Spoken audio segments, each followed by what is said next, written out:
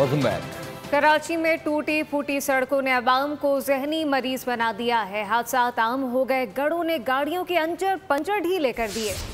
शहर खैत की गलियां भी सीवरेज का तालाब बनी हुई हैं। अवाम का चलना फिरना महाल हो चुका है। मूजी अमराज का भी खतरा बढ़ गया है।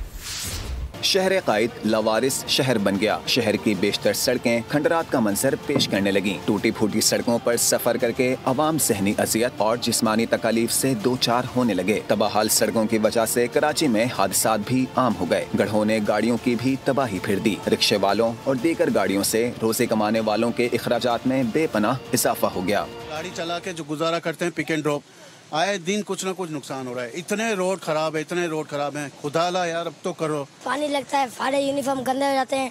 बराए मेहरबानी हमारा ये रोड बनवा ले, हम स्कूल नहीं जा पाते। बच्चों को लेके स्कूल से आते हुए बहुत मसले मसाइल होते हैं। पानी आया कपड़ों में, जगह जगह यही हाल है। मैं हाथ जोड़ के उनसे रिक्वेस्ट करता हूँ कि हमारे लिए कुछ कीजिए।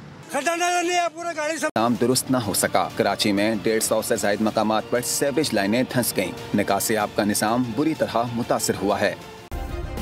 सब्सक्राइब करें और बेल दबाएं ताकि कोई खबर रह न जाए।